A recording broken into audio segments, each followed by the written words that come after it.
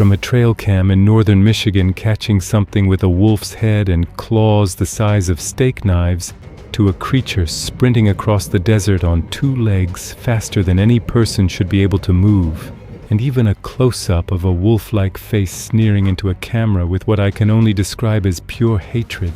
These are 5 of the most unsettling Dogman clips I've come across, and I've spent way too many nights going through these. This was sent in via email from a viewer who wants to stay anonymous, but he did share the location, the deep woods of northern Michigan, late last year. At first you'd think it's just another grainy Bigfoot clip, but as the figure moves into the light of the trail cam, your brain does a double take. The guy who set up the camera said the same thing. He expected to see a bear, maybe a Sasquatch. What showed up was something way more aggressive. Look at the head. That's not the flat, wide face you see in Bigfoot footage. It's got a muzzle, a snout, and the ears, pointed, sitting high on a skull that looks like a timber wolf's, except it's sitting on top of a massive body, standing upright on 2 legs.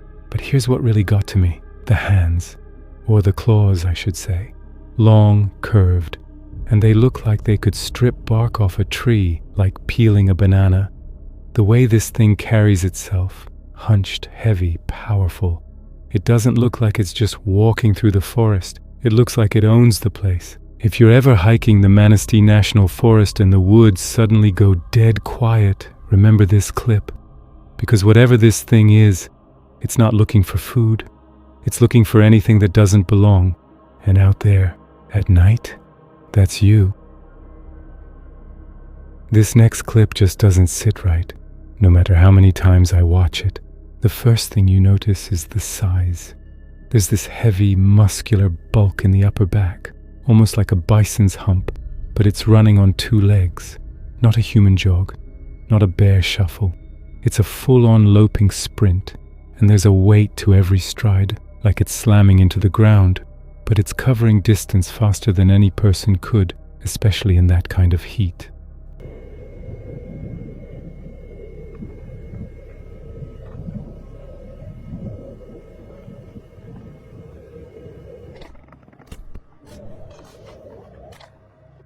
The person filming is far away, and the "what is this" caption says everything. Your brain scrambles for an answer. A bear with mange, somebody in a suit, but nothing fits. The arms hang too low. The torso is too thick. The speed is just wrong for anything walking on 2 legs. I went back and forth on this one for a while.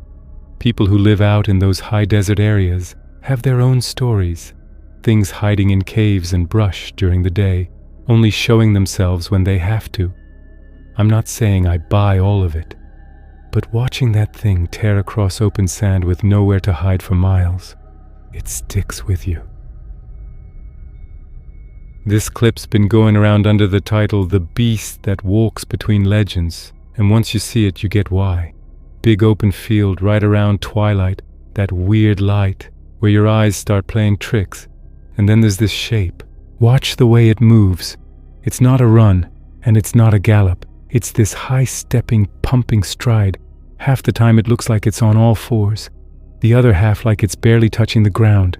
There's this frantic energy to it, like a machine built for one thing, closing the gap between you and it. I've thought about this one a lot. The Dogman label gets thrown around constantly, but this footage actually captures that specific thing people describe in their reports. That feeling of wrongness, the size compared to the grass around it, that dark, matted fur eating up the last bit of daylight. Yeah, it could be CGI, but if that's somebody in a suit, they're moving faster than most athletes could on flat ground, and they're doing it on rough, overgrown terrain. That's a hard sell. There's an old saying among trackers: if you see it, it already saw you a mile ago. Watching this thing cross that field, you realize if it turned toward the camera, there'd be nowhere to go. Trail cameras are basically the woods version of a doorbell cam. Most of the time, you just catch deer and raccoons doing their thing. But this clip, this one's different, and I keep coming back to it.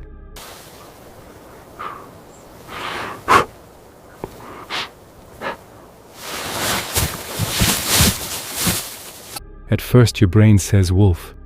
Big timber wolf, gray and beat up from a rough season. Snout, ears, fur. Case closed, right? Then it leans in toward the camera, and that's where it falls apart. Look at the way the skin pulls back around the muzzle. That's not just a snarl. There's something behind it. A look, almost like contempt. The muscles in the face shift into something that feels way too close to a human expression. And the eyes aren't blank and glassy like a hunting animal's. There's a weight behind that stare. It's not just noticing the camera. It feels like it's sizing it up, judging it. I've watched a lot of wolf footage over the years. Wolves can be scary, sure. They're apex predators. But I have never seen a wolf look into a camera like it had a personal problem with whoever put it there. That's what makes this one hard to shake. This one genuinely unsettles me every time. Look at the proportions. The arms hang almost to the ankles.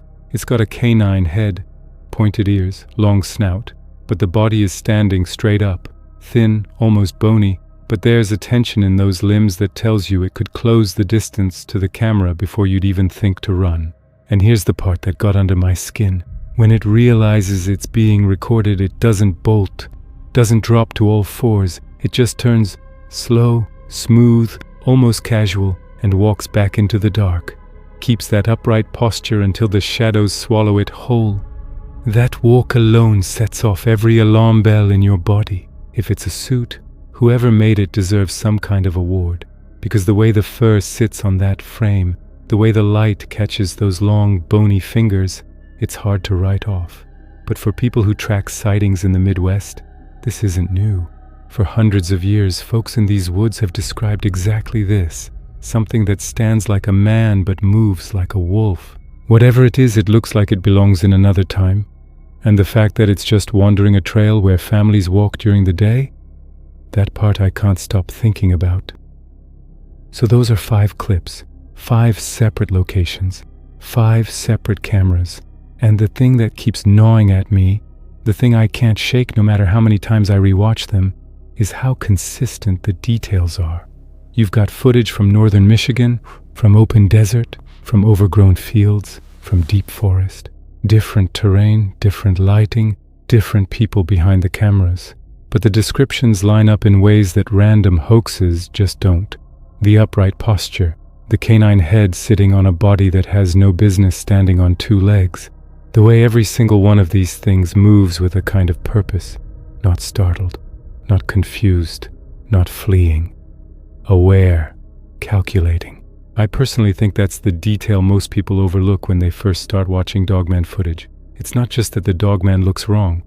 It's that the Dogman acts like it knows exactly what it's doing.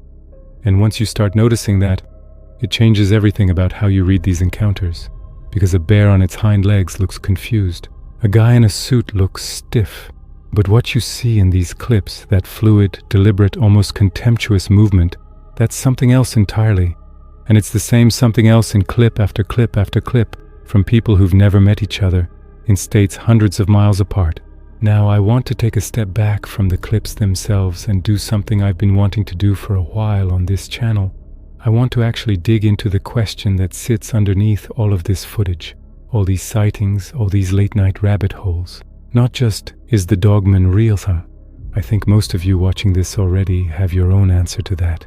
I want to talk about what the Dogman actually is, where it lives, how it behaves, what it wants, and most importantly, why every single culture that has encountered it says the same thing: stay away. Because here's what a lot of people don't realize. The Dogman didn't show up when trail cameras were invented. The Dogman didn't start existing when YouTube gave us a place to upload grainy footage. The Dogman has been documented, described, feared, and avoided for centuries, possibly millennia, and the people who knew about the Dogman first weren't YouTube creators or paranormal investigators or guys with night vision cameras. They were the indigenous peoples of North America, and they took the Dogman very, very seriously. I've spent a lot of time over the past year going through indigenous oral traditions, not just skimming Wikipedia summaries, but actually reading ethnographic records, reaching out to researchers and trying to understand what these cultures were describing and why they described it the way they did. And the more I dug, the more uncomfortable I got.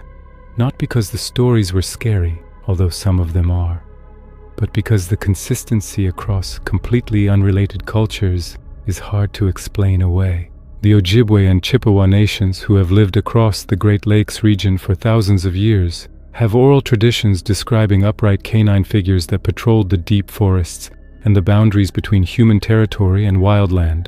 These weren't campfire stories told to entertain children. These were survival instructions, passed down through generations with specific detail: where not to go, what times of year certain forests became dangerous, what signs to watch for, and what to do, or more accurately, what not to do, if you crossed paths with one. The elders didn't debate whether these beings existed. That wasn't a question worth asking. The question was how to coexist with them without getting killed. The Shawnee had similar accounts. They described tall, wolf-headed figures that walked upright and guarded specific places: river crossings, burial grounds, areas where the boundary between the physical world and the spirit world ran thin. In their tradition, these beings weren't random monsters roaming the woods looking for prey. They had a role, they had a function, and that function was enforcement. They showed up when someone went where they weren't supposed to go. They showed up when a boundary was crossed, and in nearly every account, the encounter ended one of two ways. The person retreated and survived, or the person pushed forward and didn't. I personally think that distinction is critical, and I want to spend some time on it because it reframes everything about how we should interpret modern Dogman sightings. In the Western horror tradition, movies, books, creepypasta, all of it, we tend to think of monsters as predators. They hunt, they chase, they eat. That's the model. But indigenous traditions across North America describe the Dogman as something fundamentally different. Not a predator, a guardian, a territorial enforcer. Something that exists to keep humans out of places where humans don't belong. And when you go back and watch those 5 clips with that framework in mind, the behavior starts making a lot more sense. Look at clip 1 again. The Dogman in the Michigan woods isn't hunting, it's walking, it's patrolling. It moves through that forest with the confidence of something that has walked that exact route 1,000 times. Look at clip 5. The Dogman doesn't run from the camera. It turns and walks away on its own terms. That's not the behavior of a scared animal. That's the behavior of something that's allowing you to leave. And I think the distinction between those two things, between an animal fleeing and a being permitting your departure, is one of the most important things to understand about the Dogman. Now, I want to be careful here because I know some of you are going to bring up the skinwalker, and I want to address that directly. The Navajo skinwalker tradition is probably the most well-known indigenous account that overlaps with Dogman descriptions. And yes, there are surface-level similarities. Both involve entities that blur the line between human and canine. Both are associated with forbidden places. Both carry severe warnings about seeking them out. But the skinwalker and the Dogman are not the same thing, and I think lumping them together, which a lot of creators in this space do, actually hurts our understanding of both. The skinwalker in Navajo tradition is a human who has chosen to practice a specific form of dark medicine. It's a person who has willingly crossed a moral boundary and gained the ability to take animal form as a result. The Dogman, in the traditions that describe it, is not human, has never been human, is something entirely separate from humanity that has existed alongside it, and mostly apart from it, for as long as anyone can remember. I personally think the confusion between the two comes from the fact that both can appear as upright wolf-like figures, but the origin story is completely different. The behavioral patterns are different, and the cultural context is different. The skinwalker is a corruption of something human. The Dogman is something that was never human to begin with. And I think that's an important distinction because it changes how you understand the threat. A skinwalker has human intelligence and human motivations, revenge, power, cruelty. The Dogman, based on every tradition I've studied and every pattern I've seen in modern reports, operates on something older than human motivation. It's territorial, it's instinctive, and it's consistent in a way that human behavior never is. And it's not just North American traditions. That's the part that really started keeping me up at night. When you look at cultures across the world, cultures that had zero contact with each other for thousands of years, the same figure shows up again and again. The French had the loup-garou, which most people translate as werewolf, but the older accounts describe something that isn't a man who transforms. It's a creature that already exists, that already walks the deep forests of rural France, and that the peasant communities warned their children about in language that sounds eerily similar to the Ojibwe accounts. Stay on the path. Don't enter the forest at night. If you see it, don't run, because running is what prey does. The Germanic traditions have the same thing. The Norse had accounts of Ulfhednar, wolf-skinned beings that were distinct from the berserkers. The berserkers were human warriors in animal frenzy. The Ulfhednar were something else, something that lived in the wild places and came to the edges of settlements when boundaries were violated. There's a pattern here that crosses oceans and millennia, and I personally think that pattern is too specific and too consistent to be coincidence. You can argue that humans everywhere have a primal fear of wolves. Fine. But primal fear doesn't explain why cultures on 3 different continents independently describe the same height, the same posture, the same territorial behavior, and the same warning. Leave it alone and it will leave you alone. The Iroquois Confederacy had their own traditions about canine beings that walked upright in the forests of what's now upstate New York and southern Ontario. Their accounts emphasized something that shows up in modern Dogman reports too: the smell. Multiple Iroquois accounts describe a powerful musky odor that preceded encounters with these beings, a smell unlike any known animal, sharp and almost chemical. I bring this up because the smell is one of the most consistent details in contemporary Dogman sighting reports. Witness after witness describes a smell they can't compare to anything else. Not skunk, not wet dog, not decay. Something unique. Something that hits you in the sinuses and triggers a fear response before you even consciously register what you're smelling. The fact that the Iroquois were describing that exact same sensory detail centuries before anyone had ever heard the word Dogman is significant. You can fake a costume, you can't fake a smell that matches accounts from 400 years ago. That said, there is one thread that connects the Skinwalker tradition to Dogman accounts in a way I find fascinating. In both cases, the consistent instruction from Indigenous peoples is the same. Do not speak about them casually. Do not seek them out. Do not try to prove they exist. The Navajo are particularly firm on this. Many Navajo people will not discuss skinwalkers at all with outsiders, and some consider even naming them to be an invitation for attention you don't want. Several of the Indigenous researchers I've corresponded with about Dogman-type beings have expressed a similar sentiment, not quite as absolute, but the same underlying principle. Talking about these things draws their notice, and their notice is not something you want. I'll be honest, I go back and forth on that one. Part of me thinks it's superstition layered on top of genuine danger, the way people used to say you'd attract lightning by talking about storms. But another part of me, the part that's read hundreds of encounter reports and noticed how many of them start with, "I was just telling someone about Dogman sightings in our area," or "I'd been researching this for a few weeks when it happened." That part isn't so sure. Correlation isn't causation, but when the correlation shows up in report after report after report, you start paying attention. Let's talk about geography for a while, because I think this is where the modern sighting data and the Indigenous traditions start overlapping in a way that's really hard to dismiss. Based on sighting data compiled by the North American Dogman Project, Linda Godfrey's decades of fieldwork, and the sheer volume of reports I've gone through for this channel, the highest concentration of Dogman sightings in North America clusters around the Great Lakes region. Michigan, Wisconsin, Minnesota, the upper portions of Ohio and Indiana. This is the historical heartland of Dogman reports, going back to the 1887 Wexford County sighting that most researchers consider the first modern documented encounter, and it's not a coincidence that this same region is the traditional homeland of the Ojibwe, Chippewa, Potawatomi, and other nations whose oral traditions specifically describe upright canine beings in exactly these forests.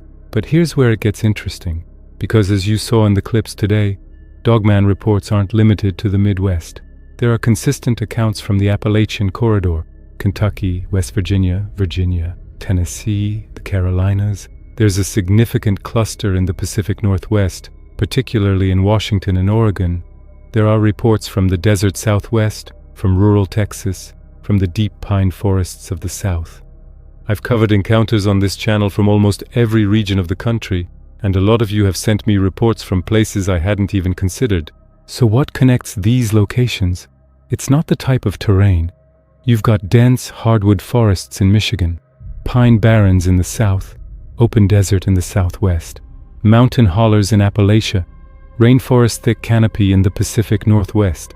These are wildly different biomes, and I personally think that rules out the theory that the dogman is a single species adapted to one specific habitat, the way a mountain lion is adapted to rocky terrain, or a polar bear is adapted to the Arctic.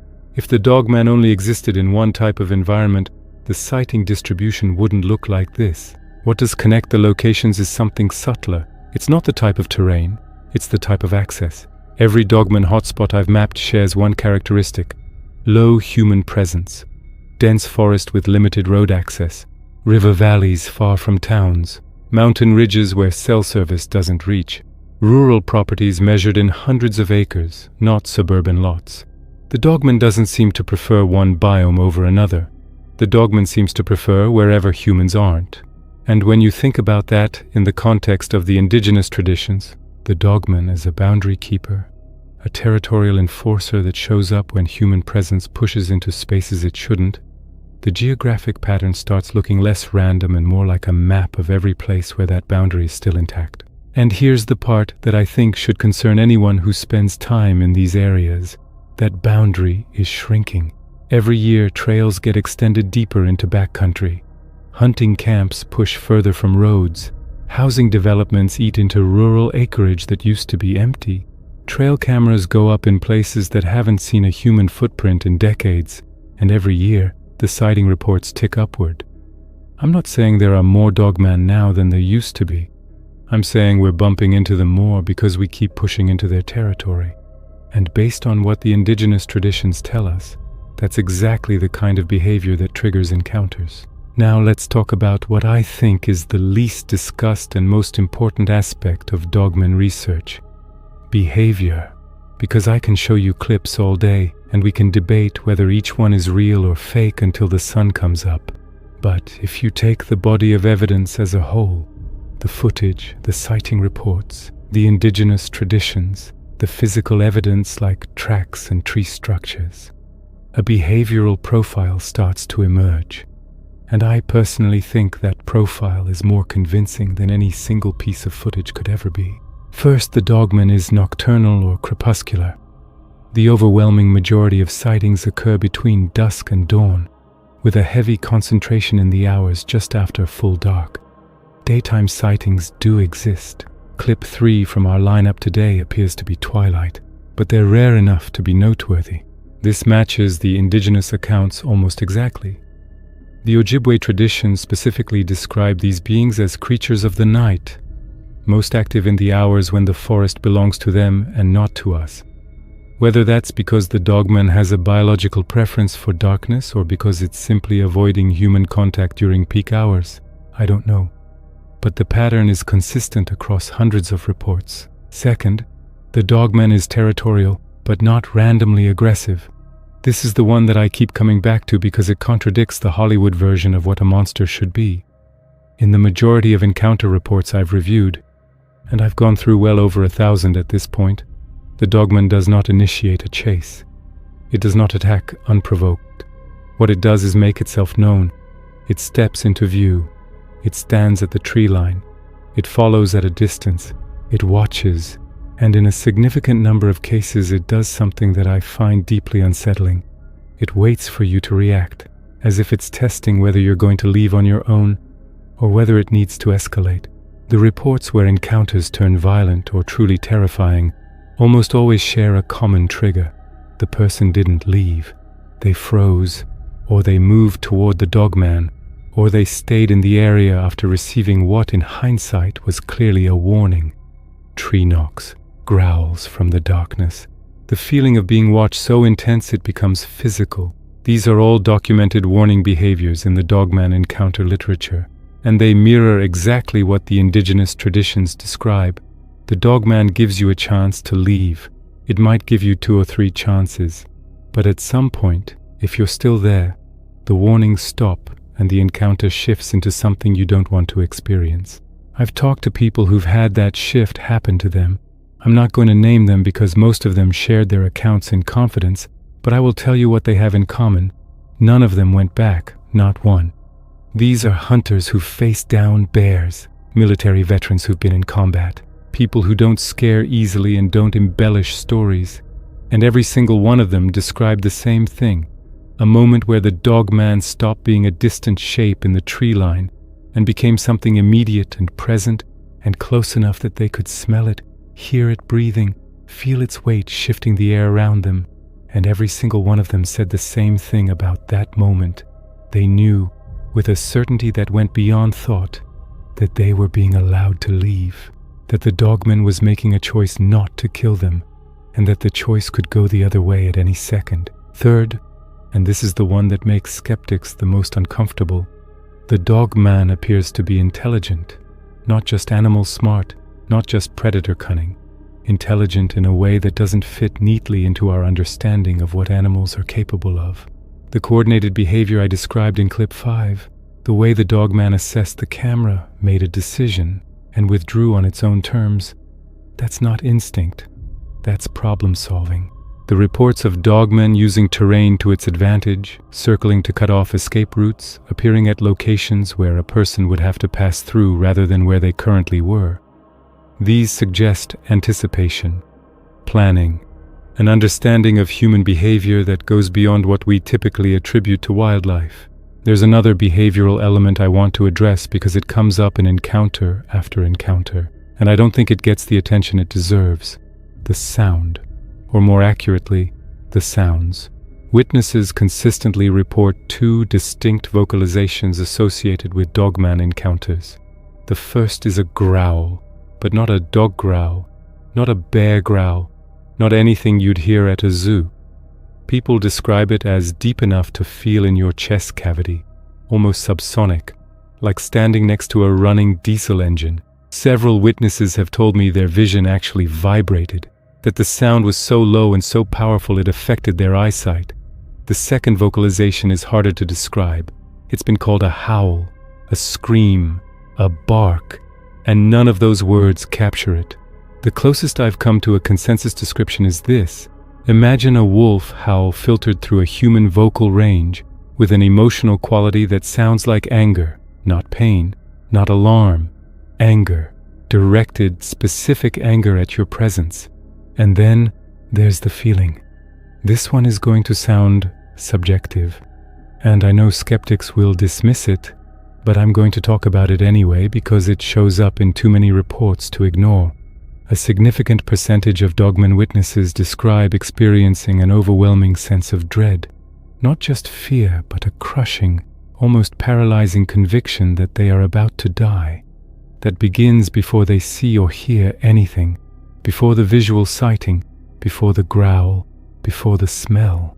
The dread comes first. Researchers in the field call it infrasound dread, because one theory is that the Dogman is capable of producing subsonic frequencies that trigger a fear response in the human nervous system. We know other animals can do this. Tigers, for instance, produce infrasound that can disorient prey. Alligators do something similar during mating calls that vibrates the water around them. If the Dogman can produce infrasound at sufficient volume, that would explain why witnesses feel terror before they have any conscious reason to be afraid. It would also explain why animals, dogs, horses, livestock, react to the Dogman's presence long before humans do, since many animals can hear frequencies below the human threshold. I personally think the infrasound theory is one of the most compelling pieces of the puzzle because it connects multiple seemingly unrelated aspects of Dogman encounters. The chest-rattling growl, the pre-sighting dread, the animal panic, and the reports of physical symptoms like nausea, dizziness, and visual distortion. If you tie those together, you get a picture of a creature that doesn't just use physical size and strength to dominate its territory, it uses sound as a weapon. And that's another marker of intelligence, because weaponizing sound requires either instinctive sophistication or learned behavior, and both of those put the Dogman well above what we'd expect from a conventional predator. Fourth, and this one doesn't get talked about enough, there appears to be a seasonal pattern to Dogman activity. The highest concentration of sighting reports falls between late September and early November, with a secondary spike in March and April. I noticed this about 2 years ago when I was going through the North American Dogman Project database, and at first I thought it was just a reporting artifact. More people in the woods during hunting season means more encounters, but the spring spike doesn't correlate with any obvious increase in human outdoor activity, and several of the indigenous traditions specifically describe these beings as more active during the transitions between seasons. The Ojibwe accounts mention autumn as the time when the forest changes hands, when the daytime creatures retreat and the nighttime creatures extend their range. Whether that's poetic language or a genuine observation about Dogman's seasonal behavior, it matches the data in a way I can't easily dismiss. And here's where I personally land on the intelligence question, and I know it's going to be controversial. I think the Dogman is at least as intelligent as a great ape, and possibly significantly more so. I think the Dogman understands cause and effect, anticipates human responses, and makes tactical decisions based on assessment of specific situations. I think the reason the Dogman is so rarely photographed, so rarely captured on video, and so rarely leaves definitive physical evidence isn't because it doesn't exist. It's because it's smart enough to avoid exactly the things we use to prove that something exists. Trail cameras get destroyed. Footage is always just blurry enough. Tracks appear in places where the substrate won't hold a clear print. And I don't think that's coincidence.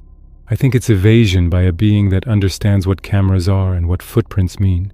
I know that's a big claim, but when you look at the pattern of evidence, not any single piece, but the pattern, it's the explanation that fits best.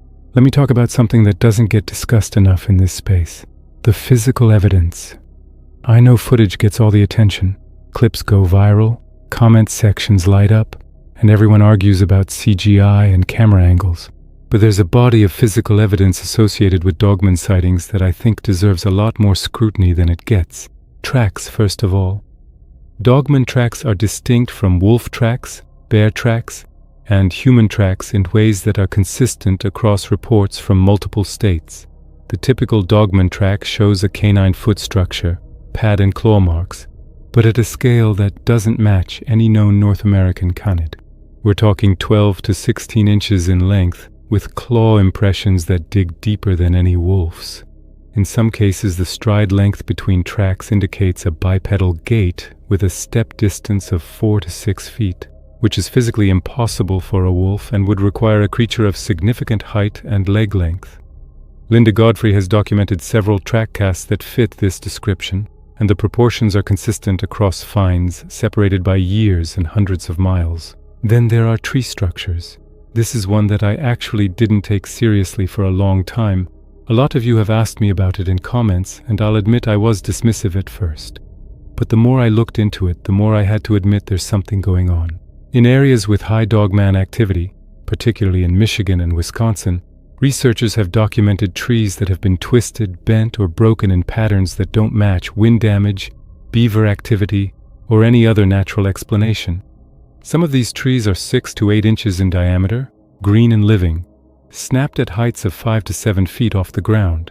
The force required to snap a living tree of that diameter is enormous, and the fact that these breaks consistently occur at a height that would correspond to a 7 to 9 foot upright creature exerting force at chest or shoulder level, that's a pattern that's hard to wave away. I personally think the tree structures and the tracks together tell us something important about the Dogman's physicality. We're not looking at something that's merely tall, we're looking at something that combines significant height, 7 to 9 feet based on track stride and witness estimates, with extraordinary strength. The kind of strength that can snap a living hardwood trunk like a broomstick. The kind of strength that puts the Dogman in a completely different category from any known predator in North America. A grizzly bear is strong. A dogman, based on the physical evidence, may be significantly stronger. And it has hands. Hands with the dexterity to manipulate objects, based on reports of dogmen opening gates, moving trail cameras, and even testing door handles on cabins and vehicles. If even half of that is accurate, and I personally think it is, then we're looking at a creature that combines apex predator physicality with primate level or higher intelligence and manual dexterity. That's a combination that doesn't exist anywhere else in the known animal kingdom. And I think that's why the indigenous peoples of North America treated the dogman with the respect they did. Not the way you respect a dangerous animal, like a bear or a mountain lion. The way you respect a rival. Something that could kill you not because it's bigger or faster, though it's both, but because it's smart enough to choose when and how. So where does this leave us? I've been doing this channel for a while now, and a lot of you have been with me through dozens of videos. You've watched the footage, you've read the reports, you've shared your own encounters in the comments and in my messages. And I think at this point, most of us are past the basic question of whether something matching the dogman description exists in the forests and wild places of North America. I personally believe it does, not because of any single clip or any single report, but because the weight of evidence across centuries, across cultures, across thousands of independent witnesses who have nothing to gain and everything to lose by talking, is too consistent and too specific to be explained by misidentification, hoaxing, or folklore run amok. But I also want to be honest about what I don't know, because I think that matters just as much. I don't know what the dogman is in a taxonomic sense. I don't know if it's a surviving relic species, something that branched off the evolutionary tree millions of years ago and found a way to persist in the margins. I don't know if it's something that defies conventional biology entirely. I don't know if there's one species or several. I don't know if the dogman that witnesses describe in Michigan is the same thing that people see in Kentucky or Wisconsin or the desert Southwest, or if we're dealing with a family of related beings that share certain characteristics but differ in ways we haven't figured out yet. I don't have those answers. Nobody does. And I'm suspicious of anyone who claims they do. But I do have opinions. And since a lot of you keep asking me for my personal take on the what is it question, here it is. There are basically 3 camps in the dogman research community right now. The first camp says the dogman is a surviving prehistoric canid, something from the Pleistocene that should have gone extinct but didn't, possibly related to Amphision, the so-called bear dogs that roamed North America millions of years ago. The appeal of this theory is that it keeps the dogman within the bounds of known biology. It's an animal. An undiscovered species, yes, but not something that requires us to rewrite our understanding of the natural world. The problem with this theory is that no known canid, living or extinct, was fully bipedal. The skeletal adaptations required for sustained bipedal locomotion are massive. You're talking about changes to the pelvis, the spine, the knee joint, the foot structure. The dogman would have to be so different from any known canid that calling it a canid is almost meaningless. The second camp says the dogman is something closer to a primate, a convergent evolution scenario where an ape-like species independently developed canine features. This would explain the bipedal gait and the manual dexterity while accounting for the wolf-like head and teeth. I personally think this theory is interesting, but it has the same fundamental problem. We have no fossil evidence for it. Nothing in the primate record suggests a canine-headed branch. Nothing in the canid record suggests a bipedal branch. Whatever the dogman is, it doesn't fit neatly into any existing evolutionary lineage we've identified. The third camp, and this is where it gets controversial, says the dogman is something outside conventional biology, something that operates by rules we haven't figured out yet. The people in this camp point to the more anomalous aspects of dogman encounters. The way the dogman sometimes appears and disappears without logical entry or exit points, the infrasound dread, the reports of electronic interference near sighting locations. I'm not fully in this camp, but I'm not dismissing it either, because I think one of the biggest mistakes in dogman research is assuming that because something has physical form, fur, teeth, mass, weight, it must be fully explicable through conventional zoology. Maybe it is. Or maybe we're dealing with something that exists in an overlap between categories we haven't invented yet. I don't know. but I'd rather admit I don't know than force an explanation that doesn't fit. What I do have is a pattern, and the pattern says this: there is something in the deep places of this continent that stands upright, has the head and features of a canine, possesses intelligence and strength far beyond what we'd expect from any known species, and has been here for a very long time. The indigenous peoples knew it. They named it. They mapped its territory. They built their settlements and their travel routes around avoiding it. And the warnings they left, carved into oral tradition, woven into ceremony, passed down through hundreds of generations, are remarkably clear. Do not go looking for it. Do not try to prove it exists. Do not mistake its tolerance for weakness. And above all, do not assume that because you've never seen the Dogman has never seen you. I've said this before, and I'll say it again.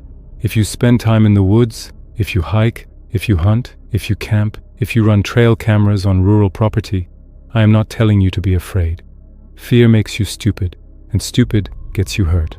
What I am telling you is to be aware. Pay attention to the silence. Not the normal quiet of a forest at rest, but the sudden, total silence, where every bird and insect and frog goes dead at the same time. That silence has a name among the people who study these encounters. They call it the predator hush. It's the forest telling you that something is present that everything else is afraid of. And if you're standing in the middle of that silence, you should listen to what the forest is saying. Pay attention to your body, the hair standing up on the back of your neck, the tightness in your chest that comes from nowhere, the sudden, overpowering urge to leave a place you've been comfortable in 100 times before. These aren't anxiety. These aren't imagination. These are the remnants of survival instincts that kept your ancestors alive in a world full of predators, and they're firing for a reason. Trust them. I personally think more encounters would end safely if people just trusted that initial gut response instead of talking themselves out of it. The people who get into trouble are almost always the ones who override that instinct, who stay to investigate, who go back for a second look, who decide that what they saw couldn't possibly be what they think it was. It was. Trust your eyes, trust your gut, and leave.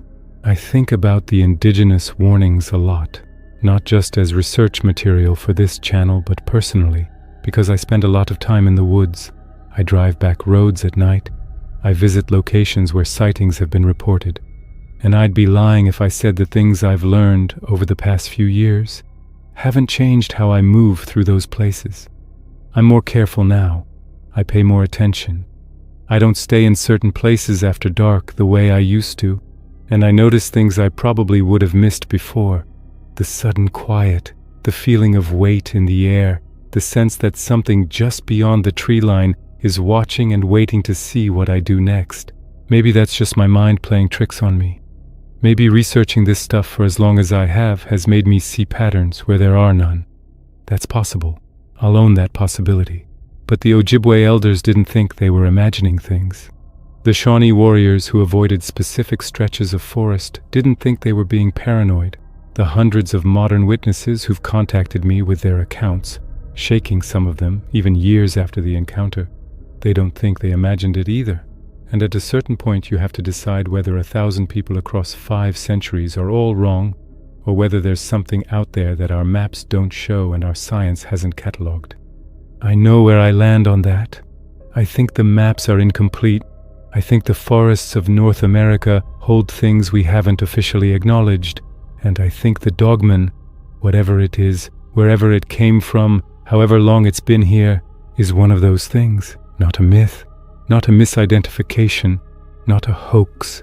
A living, breathing, intelligent being that has chosen the margins and the shadows and the places where the roads end, and that would very much prefer to be left alone. The clips we looked at today are 5 small windows into something much bigger. 5 moments where a camera caught what witnesses have been describing for centuries. And the fact that those 5 clips from 5 different states, 5 different cameras, 5 different witnesses all show the same thing, that's not coincidence. That's confirmation. Not proof, maybe. Not enough to satisfy a peer-reviewed journal, but enough to make you think twice the next time you're standing in a quiet forest and the birds go silent and the air feels heavy and something in your chest says leave. Listen to that voice. The people who came before us, the people who lived in these forests for thousands of years before we arrived, they listened and they survived. That's not nothing.